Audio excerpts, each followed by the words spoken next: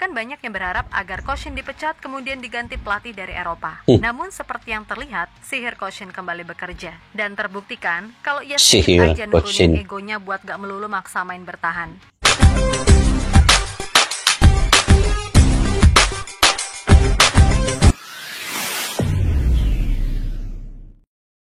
Assalamualaikum dan salam persaudaraan, salam sepak bola. Selamat bertemu kembali guys di channel Askalani Studio. Oke, masih lagi kita tetap semangat, kita tetap mendukung sepenuhnya timnas Indonesia. Dan satu kebanggaan saya dengan timnas Indonesia ini guys, ialah kebersatuan di dalam mendukung sepak bola di Indonesia itu begitu solid sekali. Kesatuannya begitu baik sekali.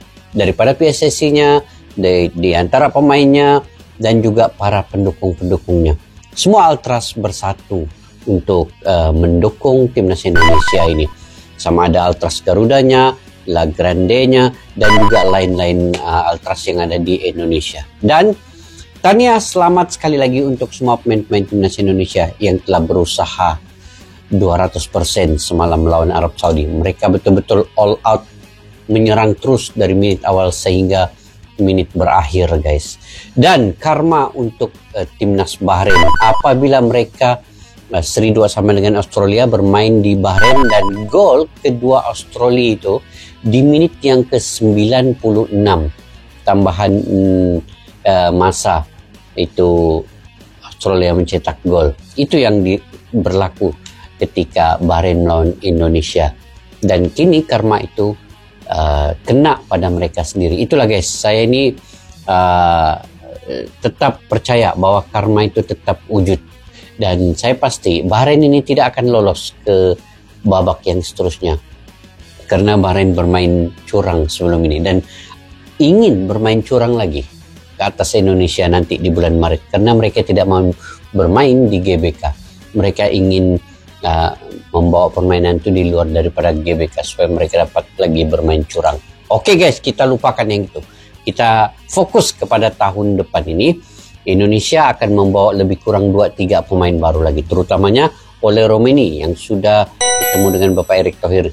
Insya Allah akan bermain lawan Bahrain, China, Jepang, dan Australia tahun depan. Kemudian Jairo Redewell, Milano Jonadan, dan juga mungkin Pascal Struijk ataupun Mauro Gestra. Itu antara pemain-pemain yang ada. Jadi kita yakin dan kita tetap optimis Indonesia ini akan dapat lolos ke babak seterusnya. Saya cukup yakin guys, kalau ada pemain-pemain amunisi tambahan yang baru ini, Indonesia akan lebih berkembang cara permainan dan kualitasnya. Oke.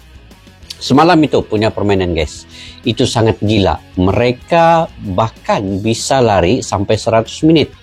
Itu kata Mancini. Dibilangin nggak percaya, public Arab demo. Betul guys, semalam itu. Saya nampak pemain-pemain Indonesia ini, terutama Calvin Berdong, Sandy Walsh, sampai kaki terpincut-pincut. Tak angkat kaki Calvin Berdong, dia dapat lari sudah. Dia dapat lari guys, Calvin Berdong. Tetapi masih mempertahankan pertahanannya itu. Daripada dibolosi oleh pemain-pemain Arab Saudi itu yang respect sangatlah dengan Calvin Berdong, dengan Sandy Walsh ini. Sampai jatuh bangun, tetap mereka semangat mempertahankan, memperjuangkan 2 gol daripada Marcelino Ferdinando. Oke guys, tanpa berbasa-basi kita simak dulu video ini.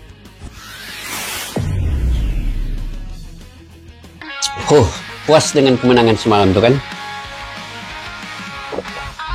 Mantap kopinya. Macam kopi luwak juga guys.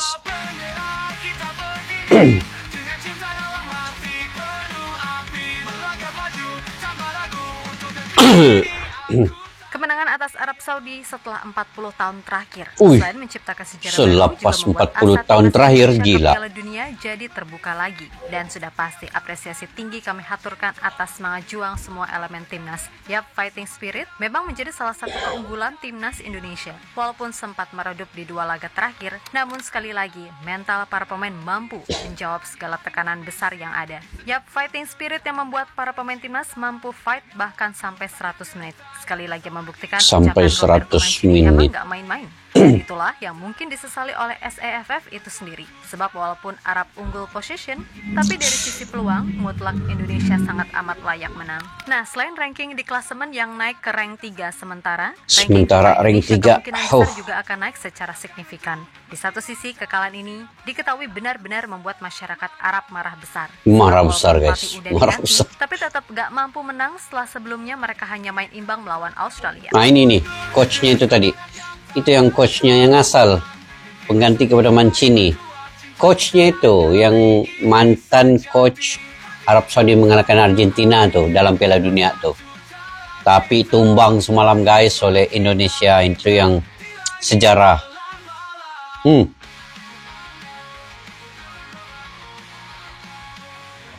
Martin Paes pun menyelamatkan lebih kurang 3-4 penyelamatan penting. Untuk semua fans timnas Indonesia, sebuah 3 poin yang benar-benar berharga. Sebab benar-benar berharga, guys. Selain mengangkat moral tim, juga mampu mengangkat ranking Indonesia di papan klasemen.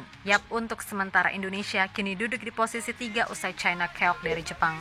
Selain itu, kemenangan ini juga akhirnya mengatrol ranking FIFA Indonesia ke peringkat 127. Tentu saja momentum seperti ini harus terus dijaga, sebab masih ada target sapu bersih 6 poin di GBK atas China dan Bahrain. Kalau tim itu berani datang sih. Itu yang penting, wajib 6 poin ke atas Bahrain dan juga China itu. Dua perlawanan tuh mesti wajib menang lah kan. 6 poin itu perlu. Jadi target Bapak Erick Thohir 9 poin itu tercapai dengan poin yang ada sekarang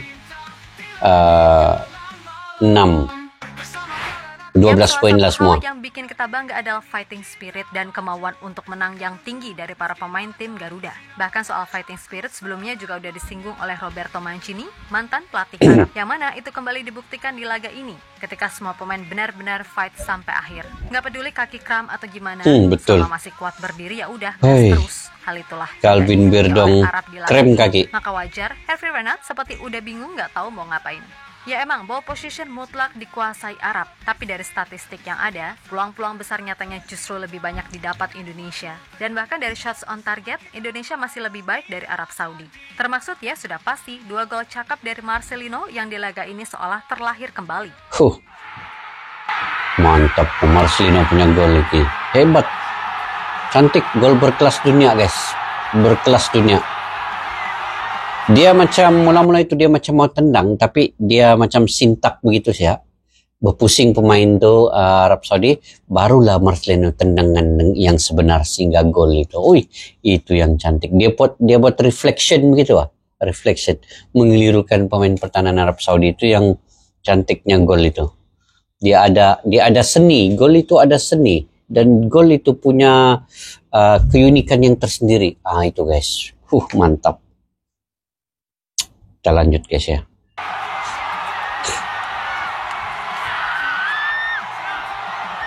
Kalau masuk dalam gol tercantik ini, kita undi ini, kita dukung. Ini pun antara gol berkelas. Dia ada seninya juga guys. Dia chips ya bola itu gini, chips ya. Betul-betul. Memang Marcelino punya daya tarik tersendiri lah. Tengok selebrasinya guys. Gila. Bikin merinding mas selebrasinya. Di sisi lain, kemenangan ini juga pada akhirnya membuktikan kalau tim ini tuh punya kualitas gitu loh untuk main terbuka, alias nggak melulu bertahan. Jadi mudah-mudahan kedepannya Koshin harus lebih pede lagi karena kita punya kualitas kok untuk main dengan pressing tinggi. Nah khusus buat Koshin nih, sebelum ini kan banyak fans timnas yang sudah tidak percaya lagi kepadanya untuk jadi pelatih. Bahkan banyak yang berharap agar Koshin dipecat kemudian diganti pelatih dari Eropa. Namun seperti yang terlihat, sihir Koshin kembali bekerja. Dan terbuktikan kalau ia sedikit aja nurunin egonya buat gak melulu maksa main bertahan. Hasilnya kita bisa kok ngalahin Arab sekaligus jadi kemenangan yang bersejarah buat Indonesia karena ini kemenangan perdana di round 3. kemenangan Pokoknya ya, perdana. Coach, dengerin kritik dan masukan itu nggak ada salahnya kok. Iya. Tapi terlepas dari itu, salut dengan keputusanmu di laga versus Arab yang berani serta percaya pada Marcelino yang tampil gokil. Sebab semua tahu, ini anak sebelumnya dibully habis-habisan sama netizen. Tapi di laga versus Arab, Marcel seolah menjadi Marcel yang selama ini kita kenal. Dan semoga ia bisa menjaga konsistensi ini. Mudah-mudahan. Sehingga di klub ia bisa dapat kesempatan main untuk kemudian membawa performa baik itu di laga Indonesia selanjutnya.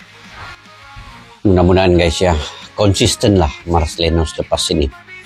Yang penting terus fokus. Tidak payah mengindahkan ini komentar luar ini. Mungkin akan mengganggu kepada fikiran mental mereka. Jadi tetap fokus dengan perlawanan yang seterusnya. Di sisi lain, usai laga, Hervé Renard mengakui kekalahan ini dan mengatakan kalau Indonesia memang layak menang. Hal itu lantaran serangan yang dilakukan oleh Indonesia terbilang sangat efektif. Dan ketika Indonesia main dengan 10 pemain pun, koordinasi serta fokus tetap terjaga. Untuk itu, pelatih asal Prancis tersebut mengaku siap bertanggung jawab atas kekalahan ini, serta berjanji untuk memperbaiki segala kesalahan Pelatih yang ada. Prancis. Dan ia yakin peluang Arab untuk lolos langsung masih terbuka. Selamat untuk timnas Indonesia. Mereka layak menang sore ini. Mereka memulai pertandingan dengan intensitas yang bagus. Jadi kami dihukum malam ini. Maka saya katakan sekali lagi, saya menerima tantangan dan ini tanggung jawab. Kami akan berusaha untuk bisa finish di tempat kedua. Seperti yang saya katakan, Indonesia layak menang hari ini. Tapi ini baru satu pertandingan. Dan pada akhirnya kami akan mencapai tujuan kami. Ucap Hervé Renard dikutip dari Hervé Kompas. Renard. Yap, terlepas dari apapun, semoga aja momentum bagus ini tetap terjaga. Dan semoga para pemain gak berpuas diri. Karena masih ada laga yang wajib menang melawan China serta Bahrain. Betul. Kabar baiknya, jarak match yang terhitung jauh membuat persiapan jadi lebih matang. Termasuk nanti hadirnya para pemain baru yang mudah-mudahan. Setelah Ole Romeni masih ada Ole lagi. Romeni, guys. Karena rumornya kan, pemain seperti Mauro Zelstra, Emiliano Jonathans, Cero, Pascal Struijk, hingga Ian Maatsen juga masih dikejar. Namun di luar itu semua, yang pasti pemain seperti Michel Gers dan Kevin Dix udah bisa fit. Dan Eliano Reyes, sabar ya, pelan-pelan. Mudah-mudahan nanti di klub kamu bisa nunjukin performanya Ya, bagus. ini tenang. Di laga berikutnya bisa dipercaya tampil Yang untuk penting timnas sabar. Indonesia. Pokoknya kami happy Paul sama kemenangan ini. Dan buat Arab yang diketahui warganya demo besar-besaran, udah gak apa-apa, wong dilihat dari sisi manapun, kalian layak kalah kok. Mana mainnya nyebelin, penuh drama, ngemis penalti mulu. Dih, apaan sih?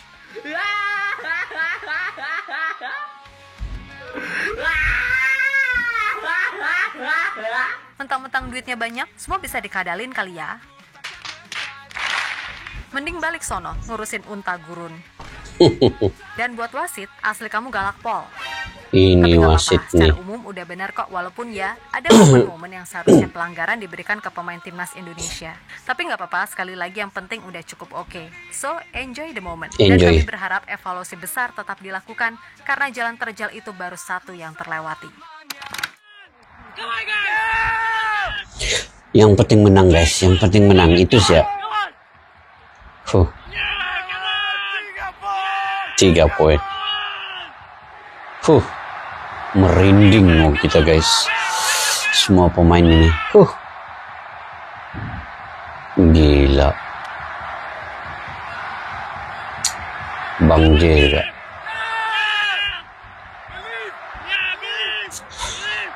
Believe. Percaya diri guys. Betul-betul akhirnya.